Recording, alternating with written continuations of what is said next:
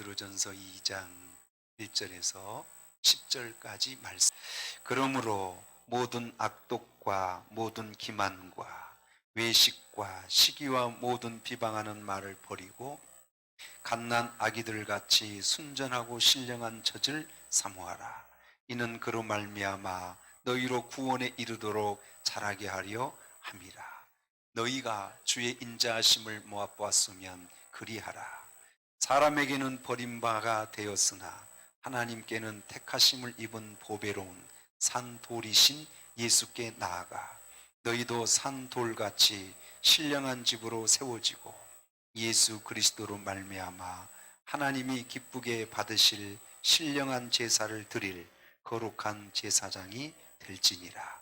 성경에 기록되었으되 보라 내가 택한 보배로운 모퉁이 돌 시온에 두노니 그를 믿는 자는 부끄러움을 당하지 아니하리라 하였으니 그러므로 믿는 너희에게는 보배이나 믿지 아니하는 자에게는 건축자들이 버린 그 돌이 모퉁이의 머릿돌이 되고 또한 부딪히는 돌과 걸려 넘어지게 하는 바위가 되었다 하였느니라.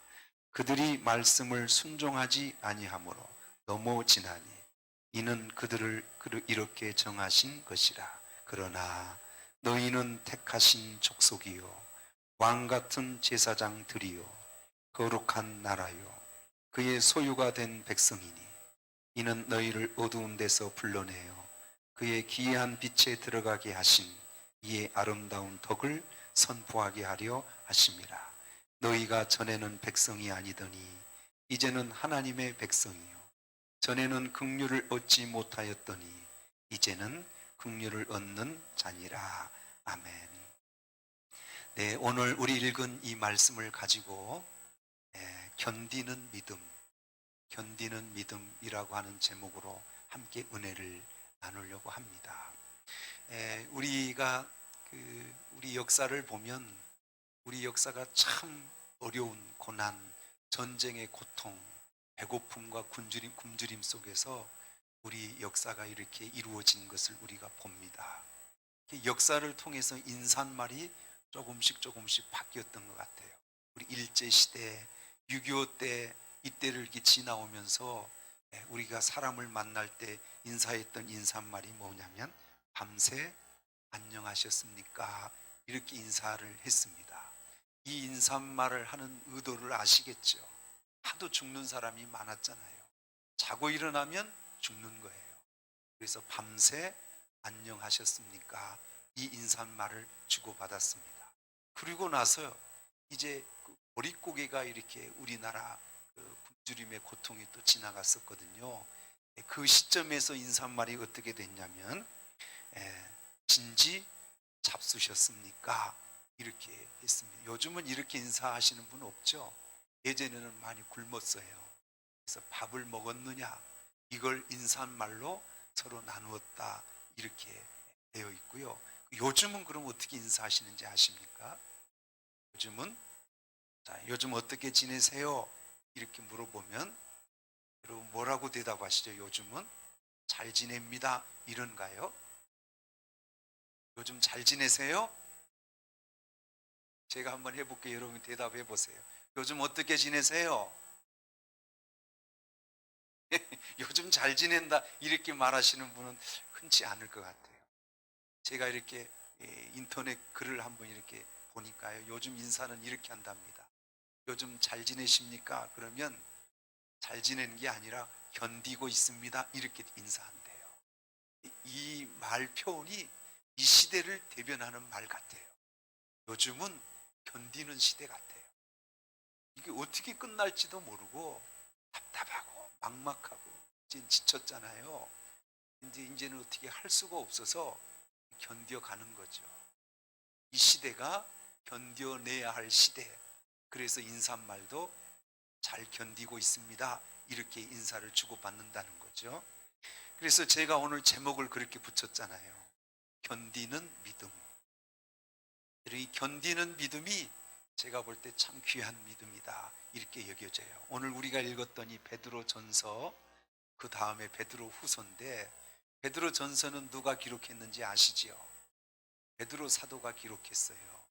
여러분, 베드로 사도가 제자 중에 으뜸 제자, 수제자잖아요. 그러면 제가 생각할 때 베드로는 성경을 많이 기록해야 돼요. 수제자고 믿음도 좋으니까. 그런데 여러분, 베드로가 성경을 몇 권이나 썼는지 아십니까? 그렇게 믿음 좋은 수제자가 달랑 베드로 전후서 쓰고 말았습니다. 왜 이 베드로는 성경을 그거밖에 못 기록했을까요? 베드로는 여러분 아시지만 어려서부터 뱃사람이었어요. 공부를 잘 못했어요. 가방끈이 짧은 사람이에요. 그래서 베드로가 그래도 이 베드로 전후서 하나 남긴 것만 해도 참 귀한 것 같아요. 근데 여러분, 배경을 제가 좀 설명하면, 이 베드로 전후서가 기록됐던 이 시대가 AD 64년경이었습니다. AD 64년경이면 우리는 잘 몰라요. 근데 성경 역사를 보시면 이때 당시 이스라엘은 로마의 속하인, 속국이었습니다. 자기 주권이 없는 거예요. 꼭 우리나라가 일제 나라를 뺏겨서 우리가 일제 치하에 살았던 그 억압받는 시대하고 똑같다고 보시면 됩니다. 이때 로마의 황제가 그 잔악한 네로 황제였습니다. 우리나라는 도가 몇 도 있어요? 8도 있죠. 근데 여러분, 로마는요, 그 로마 시에 이렇게 우리는 뭐 구 이렇게 따지잖아요. 서구 동구 막 이렇게. 근데 여러분, 이 로마 시에 우리나라로 얘기하면 구가 14개 구가 있답니다. 어느 날 네로가 얼마나 좀 정신이 좀 이상한 사람인지요. 왕궁에서 이렇게 이 로마 시를 쫙 보니까 집들이 그냥 엉망이고 허스름하고, 그래서 도시를 한번 개조하고 싶었어요. 오늘날로 얘기하면 신도시로 한번 바꿔보고 싶었어요. 여러분, 신도시를 바꾸려면 먼저 구도시를 다 철거해야 되잖아요. 여러분도 아시지만 다 나가세요 그러면 여기 살고 있는 백성들이 그냥 나갈까요? 그러니까 머리를 쓴 겁니다. 부하들을 시켜서 어느 한 밤에 불을 다 지르게 했습니다. 14구에 구 중에 10개구가 타버렸습니다. 그러니까 거의 다 탄 거예요. 근데 여러분, 그렇게 하면 자기가 원하는 뜻대로 그냥 싹 불태워버리고 새 도시를 건설하려고 그렇게 계획은 했는데요. 온 로마의 백성들의 원망이 네로 황제에게 임하게 된 겁니다. 그래서 이게 감당이 안 돼서 이 불질른 사람이 누가 불질렀느냐, 이건 누명을 씌우려고 하는데, 누구에게 누명을 씌웠냐면 기독교인들이 불을 질렀다, 이렇게 누명을 씌운 겁니다. 그러니까 이제 모든 로마인의 원망이 어디로 이렇게 향하게 됐냐면 기독교인들에게 향하게 됐어요. 그래서 다 하나같이 저 기독교인들은 처형해야 한다. 그래서 잡히는 대로 죽였습니다. 제가 일전에도 한번 설명했잖아요. 그냥 죽이는 것도 아니고 이 로마 화난 백성들의 마음을 달래려고요. 원형 경기장을 지어놓고요. 거기다 사자를 며칠 굶겨놓습니다. 그리고 묶어놨다가 기독교인들을 잡아다가 원형 경기장에 놓고요. 사자를 풀어놓는 겁니다. 잔인하게 찢겨 죽였습니다. 이 기독교인들이 그렇게 아무 까닭 없이 그렇게 오해를 받아서 누명을 써서 잔인하게 죽음을 당했고, 제가 여러 가지로 얘기했죠. 감옥에 잡혀서 고문을 당하기도 하고, 산채로 묶여서요, 그냥 기름을 짜서 이렇게 밤에 가로등 불빛으로 쓰기도 하고요. 말할 수 없는 핍박과 고난을 당했을 때가 베드로 사도가 이 글을 쓸 때입니다. 여러분 생각해 보세요. 이 당시의 그리스도인들은 신앙생활 하기가 지금 우리하고는 비교도 안 돼요. 잡히면 사자밥이 되는 겁니다. 이런 상황 속에 신앙생활 하라 하시면 여러분, 우리는 어떻게 할까요? 우리가 아무리 하나님을 믿는다 하지만 상황이 그 정도가 되면요, 여러분이나 저나 하나님에 대해서 원망이 나오지 않겠습니까? 원망은 안 나와도 이 상황에서 어떻게 신앙생활을 합니까? 이제 어떻게 하겠습니까? 낙심하고 좌절하고 이러지 않겠습니까? 베드로 사도가 보니까 이 당시에 핍박받는 성도들이 다 그러고 있는 겁니다. 저 고통받고 낙심하고 이제 포기하는 저 성도들의 믿음을 어떻게 세울까? 여러분, 그게 목회자의 마음이에요. 베드로 사도의 마음이었던 것 같아요. 그래서 베드로 사도가 그 핍박받고 죽음과 공포 속에 사는 신앙을 갖고 있는 성도들을 향하여 이 글을 쓴 거예요. 그래서 그 당시에 그 고난과 핍박 속에 있던 그 당시 성도들은 베드로 사도가 쓴 이 성경, 이 글을 읽으면서 그 시대를 견뎠고 그 시대를 이겨낸 거예요. 여러분, 우리도 지금 비슷한 시대를 맞고 있다고 봐도 과언이 아닐 겁니다. 참 답답하고 어렵고 힘든 시기를 우리 보내고 있잖아요.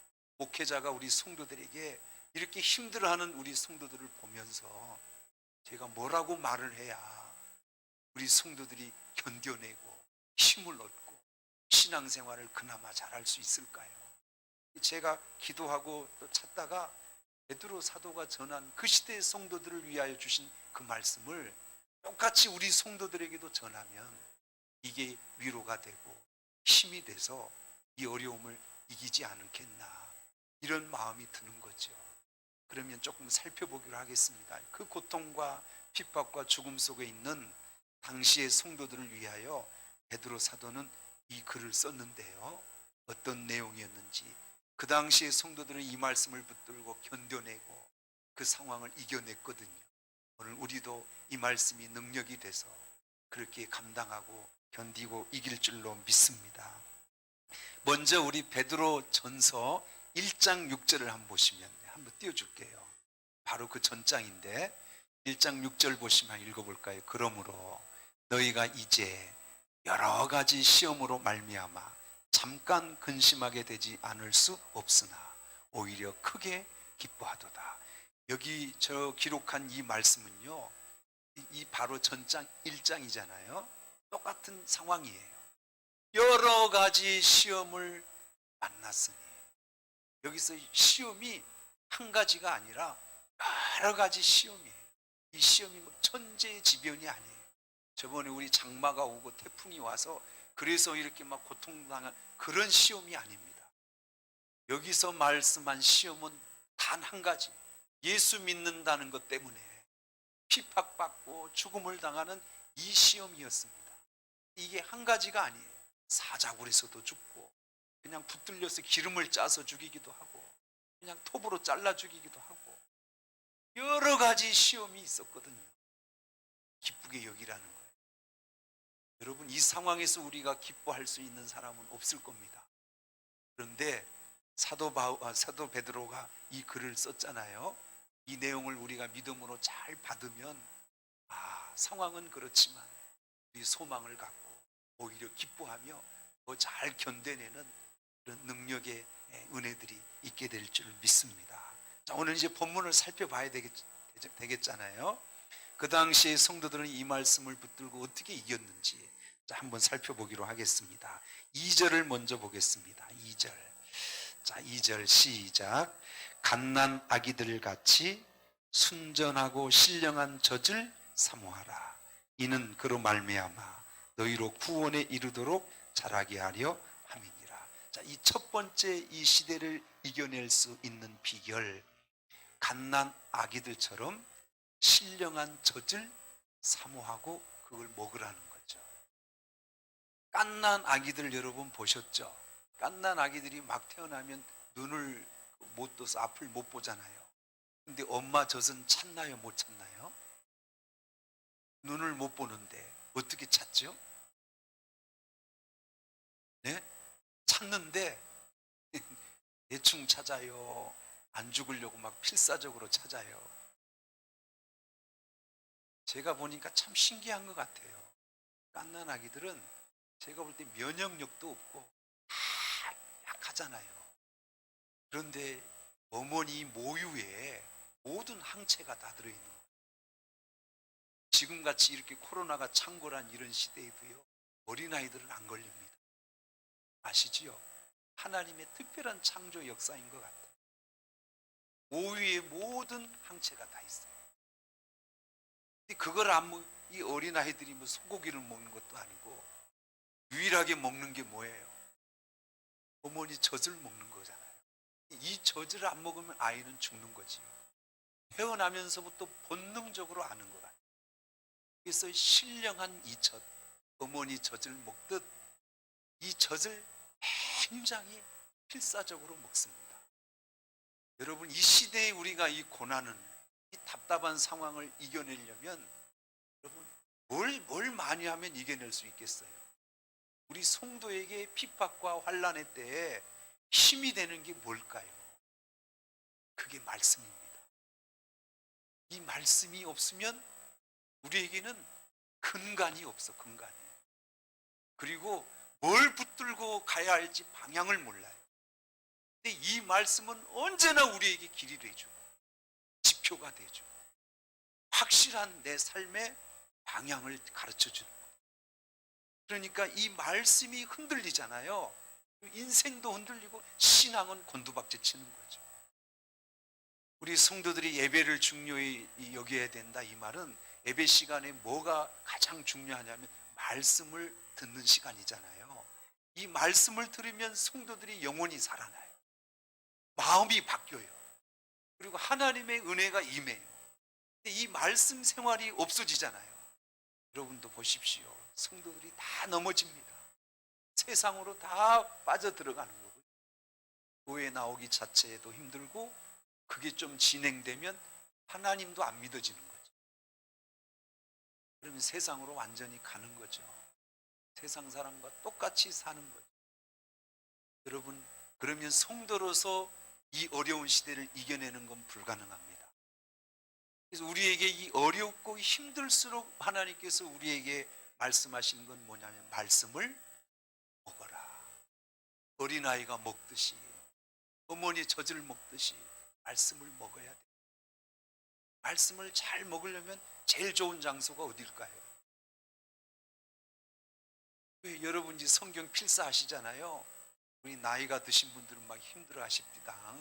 허리도 아프고 뭐 팔도 아프고 뭐 눈도 침침하고 참 힘드신데 그렇게 열심히 하시는 모습 보니까 마음이 참 귀해요. 이렇게 쓰시면서 혹시 은혜가 되시죠? 혹시 이렇게 쓰시면서 그 말씀이 다 쏙쏙 이해는 되시나요? 이해 안 되는데 막 쓰시는 거예요? 이해되고 쓰시면 더 좋은데요. 근데 이 말씀이 여러분 감춰진 책입니다. 읽으면 다 알면 세상 사람들 다 그 비밀을 알아버리게요? 하나님이 감춰놨어. 읽어도 몰라요. 근데 이게 신기한 건 성령의 은혜가 임하는 예배의 장소에 주의 종을 통하여 이 말씀을 풀거든요. 여러분이 읽을 때는 이런 내용을 잘 모르시지만 제가 풀어서 설명하니까 여러분 아멘이 되고 이해가 되는 거 아니에요? 시대 설명도 제가 했잖아요. 그래서 예배 시간에 하나님의 꼴, 말씀, 젖, 이 말씀을 자꾸 먹어야 되는 거죠. 제가 시골에서 집에서 개를 길렀어요. 지금처럼 집 안에 기르는 개 말고 밖에 마당에서 기르는 개 있죠. 덩치가 좀 있죠. 이 개가 어느 날 새끼를 낳는데 8마리를 낳습니다. 8마리 나니까 아주 버글버글 하더만요. 8마리 낳는데 어미 젖이요. 여기서부터 제가 세봤어. 쌍으로 있습니다. 어미 젖이 하나, 둘, 셋, 넷. 제가 보니까 10개 있고 조그맣게 밑에 또 하나 있는데 그건 안 먹는 것 같아요. 여러분 8마리 새끼가요 똑같이 공평하게 나눠 먹죠? 그래요? 아, 이놈들 인정사정 없더만요. 먹는 놈은 실컷 먹고요. 제가 보니까 뒤처졌고 힘이 없는 새끼는 맨 뒤처져 가지고 빼짝 말라 있더만요. 그래서 그 실컷 먹는 녀석 어떻게 해서 저렇게 젖을 차지하고 이렇게 잘 먹나 봤더니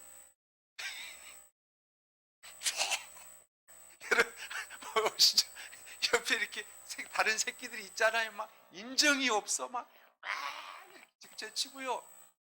보니까 엄마 젖도 제가 유심히 보니까 잘 나온 젖이 있습니다. 그 중에 잘 나온 젖이 있어요. 그걸 찾아요. 그걸 찾아가지고 이제 제가 이 강아지라면 아빠를 엄마 젖 딱 두 발을 이렇게 대고요. 젖을 뽀는데요. 제가 볼 때 젖꼭지 뜯어지게 빠릅니다. 어미가요 아파가지고 얼마나 세게 막 물어뜯듯이 빠는지요. 그렇게 빠는구나 젖을. 저는 우리 사랑하는 성도들이 하나님의 이 신령한 젖, 이 말씀을 그렇게 먹으셔야 된다고. 예배 안 참석해도 그만, 참석해도 그만. 그래가지고 빼짝 말라요. 못 먹으니까. 영적으로 빼짝 마른다니까요. 무슨 힘을 쓰겠어요. 환난이 오고 핍박이 오고 그러면 무슨 힘으로 교회 나올 힘이 있겠어요. 나옵니다. 이 시대에 우리에게 능력의 힘이 되는 건 말씀이에요. 아멘이죠. 여러분 같은 상황이 돼도 이 말씀은 먹어야 돼요. 갓난 아이가 뭐 소고기, 뭐 돼지고기 먹는 것도 아니고 그나마 저까지 안 먹으면 어떻게 삽니까? 못 사는 거죠. 이해되시죠? 자꾸 말씀을 들으셔야 하고 자꾸 말씀을 받아 먹으셔야 합니다. 아멘이죠? 그걸로 이 초대교회 성도들은 이겨낸 거예요. 아멘. 두 번째 우리 말씀 비밀이 뭐냐면 4절 5절을 한번 읽어보겠습니다. 4절 5절 자 시작. 사람에게는 버림바가 되었으나 하나님께서는 택하심을 입은 보배로운 산돌이신 예수께 나아가 너희도 산돌같이 신령한 집으로 세워지고 예수 그리스도로 말미암아 하나님이 기쁘게 받으실 신령한 제사를 드릴 거룩한 제사장이 될지어다 그랬습니다. 4절 5절 보면 특별한 단어가 몇 개 나오는데 산돌 이런 말이 나오고 6절에 보면 모퉁이 돌 7절에 보면 모퉁이 머릿돌. 자, 산돌, 머릿돌, 모퉁이돌 이게 다 누구를 가리키는지 아시지요? 이게 예수 그리스도를 가리킬 때 이렇게 표현했거든요. 여러분 지금은 막 그냥 쳐서 이렇게 집을 짓지만 옛날에는 반드시 건물을 지을 때 머릿돌이 있었습니다. 아시지요? 머릿돌이 없는 건물이 없었어요. 근데 이 머릿돌이 그 건물의 가장 중심인 거죠. 우리 인생의 중심이 뭐냐면 산돌이요 머릿돌이신 모퉁이돌이신 예수 그리스도가 우리 인생의 중심이에요. 이 말을 쉽게 제가 여러분에게 설명하면 어렵고 힘들고 핍박과 고난이 올수록 우리는 예수 안에 거해야 됩니다. 예수 건물 안에 함께 거해야 돼요. 서로 지어져 가요. 모퉁이돌을 중심으로 해서 건물이 지어져 가듯 우리 신앙도 예수 안에서 지어져 가야지 예수 밖을 떠나가면 우리 신앙은 반드시 무너집니다. 제가 요즘 고민이요 걱정이 하나 있는 게요. 제가 어느 날 기사를 봤어요. 참 안타까워요. 교회를 폐쇄하기 운동을 하는 목사님이 계시더라고요.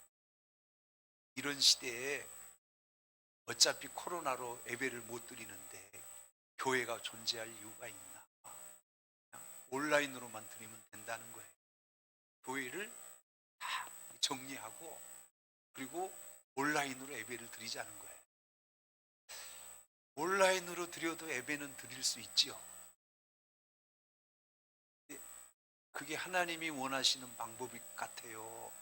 아닌 것 같아요. 여러분도 이제 가정에서 이렇게 온라인으로 예배를 드려보시지만 어느 교회 성도님이 이랬다. 이 상황이 이렇게 돼서 목사님이 온라인으로 가정에서 예배를 드리셔야 합니다. 그랬더니 마음가짐을 단단히 하고 정장을 딱 입고 처음에 첫날 그렇게 예배를 드렸답니다. 딱 식탁에 앉아서 정장을 딱 차려입고 그 다음에 예배를 드릴 때 마음이 해이해지더라. 정장 안 입고 평상복을 입고 예배를 드려요. 그렇게 몇 몇 번 거듭되다가 이제는 온라인 예배 드립니다 하면 평상복도 아니고 이제는 무슨 옷 입고 예배를 잠옷 입고 예배를 드리더래요. 자기 모습이. 아, 이게 이상하다. 초대교회에서 교회 때부터, 초대교회가 아니 저 구약에서부터 성전이 있었어요, 없었어요? 아니 온라인으로 예배드리면 성전이 필요하지 않잖아요. 예수님도 오순절 지나고 나서 제자들이 초대교회를 세웠잖아요. 교회가 없으면 신앙이 안 됩니다. 여러분 사도신경 외울 줄 아시죠? 성령을 믿사오며 그 다음에 뭔지 아세요? 거룩한 공회와 성도가 서로 교통하는 것과 거룩한 공회가 뭐예요? 공회가 뭐냐고요? 뭣도 모르고 막 외우시는 거예요? 성령을 믿사오며 거룩한 공회와 성도가 서로 교통하는 것과, 이거 그냥 외우시면 안 되고 알고 외우셔야 돼요. 거룩한 공회가 뭐냐면 성도들이 함께 모이는 회중, 이게 신앙이라는 거예요. 근데 지금은 함께 모여요, 못 모여요? 온라인이라 하면서 다 뿔뿔이 흩어져요. 지금 엄밀하게 말하면 이 온라인 예배는 가정 예배입니다. 공예배가 아닙니다. 엄밀하게 말하면 이해되시죠? 하나님이 원하는 공예 예배가 아니야. 어쩔 수 없어서 이렇게 드립니다만 이 성도들이 마음에 늘 간직하고 있어야 될 게 뭐냐면 신앙은 공예의 모임이다. 이건 한순간도 잊어버리시면 안 됩니다. 지금은 어쩔 수 없어서 이렇게 드리는 거예요. 목사님 해보니까 편한데요? 우리 나중에도 이렇게 드리죠? 이러면 안 된다는 거예요. 어쩔 수 없어서 한시적으로 우리가 이렇게 드립니다만 우리 마음은 언제나 어떤 마음이어야 돼요?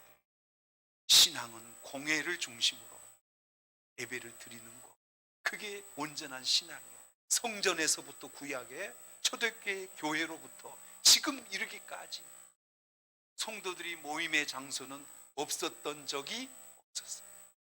그게 공예예요. 그리고 성도가 교통하는 거예요. 서로 교제하고 떡을 나누고 음식을 나누고, 이게 교회예요. 이해되시죠? 근데 지금 그게 다 안 되잖아요. 솔직히 온라인 예배가 편해요? 오늘 이렇게 공예 예배가 편해요? 솔직히 편한 걸로 따지면 말씀도 안 하시고,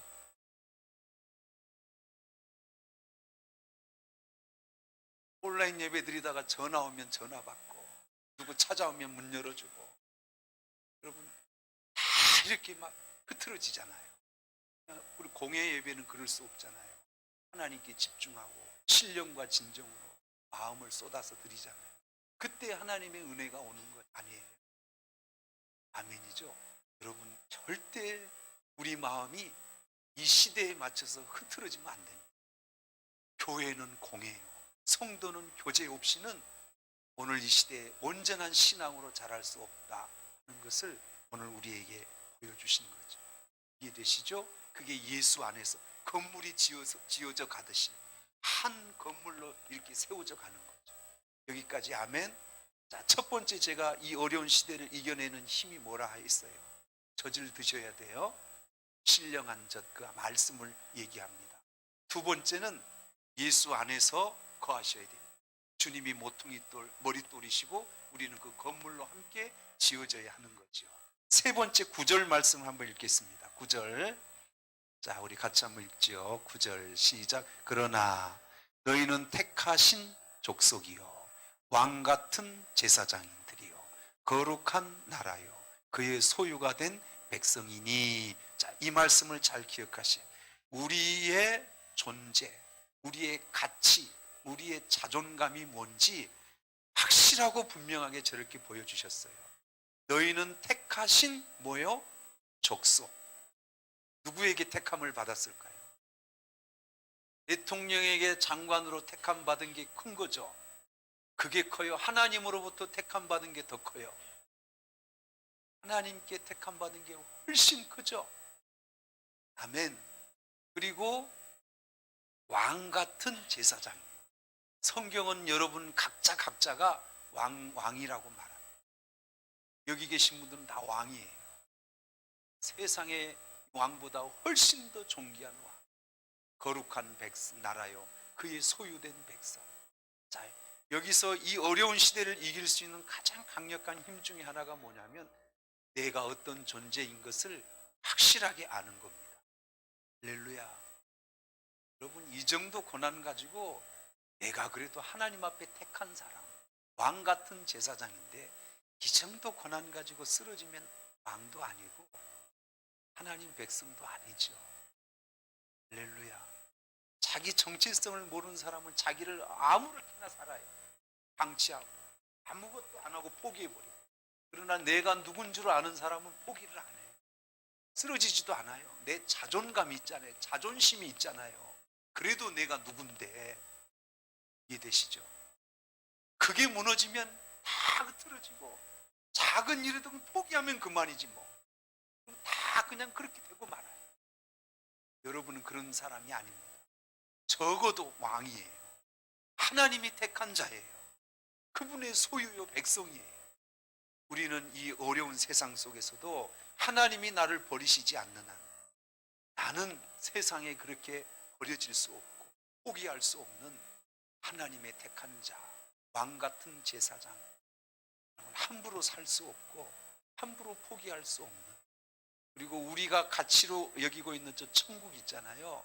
이 세상과 전혀 비교할 수 없는, 세상을 100개 1000개를 줘도 천국 하나와 바꿀 수 없는 가장 가치 있는 그 나라를 우리가 소유하고 있잖아요. 그 좀 뭐 양보해도 얼마든지 할 수 있죠. 우리가 갖고 있는 게 훨씬 더 큰 건데요. 그렇게 생각하셔야 됩니다. 그러면 이 고난이 그렇게 크게 보여지지 않아요. 지나가는 겁니다. 할렐루야. 사자굴에서 죽어도 그냥 감사하고, 네로 황제에게 잡혀서 그냥 기름바지가 돼도 감사하고, 그렇게 해서 날마다 그 고난을 이기고 결국은 로마가 기독교가 돼버린 거 아시죠? 그렇게 기독교인들을 핍박하고 죽이던 로마가 기독교가 돼버립니다. 이거 누가 그렇게 한 거예요? 하나님이 역사하시니까. 약자 중에 약자, 늘 당하던 핍박만 받았던 이 크리스찬들이 할 수 있는 게 그때 뭐였겠어요? 말씀 붙들고 기도하고 견뎌내는 거였잖아요. 근데 시간이 좀 지나니까 이 로마가 무너지고요, 그 기독교가 돼버립니다. 우리가 겪고 있는 이 고난도 우리가 전혀 약자같이 보이지만 우리가 이 믿음을 잘 지키고 견뎌내잖아요. 하나님께서 역전시키시는, 민족과 세상을 새롭게 바꾸시는 그런 일들을 이루실 겁니다. 이럴 때 우리는 뭐 해야 돼요? 견뎌내야 하는 거예요. 무슨 힘으로 견뎌내요? 3가지 말씀드렸죠. 첫째, 하나님 말씀으로 힘을 얻으셔야 됩니다. 2번째, 자꾸 세상을 바라보지 마시고 예수 안에 오셔야 돼요. 아멘. 3번째, 내가 누군지를 확실히 인식하십시오. 우리는 하나님의 택한 자예요. 왕 같은 제사장이에요. 이런 고난에 무너질 수 없는 사람입니다. 이런 자존감을 가지실 때 여러분이 어려움을 넉넉히 이기시고 견디시고 승리하게 될 줄 믿습니다. 우리 성도들이 다 그렇게 되실 줄 믿고요, 오늘 이 말씀 힘입어서 함께 기도하는 시간 갖겠습니다. 우리 손을 좀 올리시고 스트레칭 한번 하시겠습니다.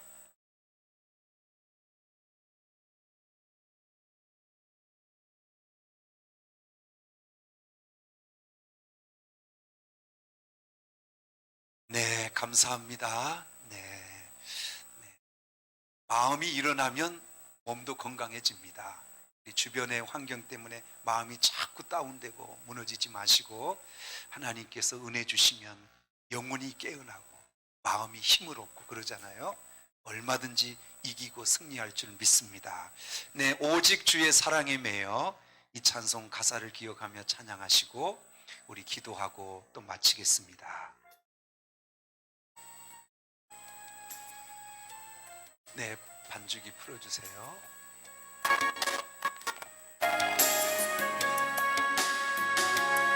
오직 주의 사랑에 매여 내 영으로 하나님을 찬양합니다.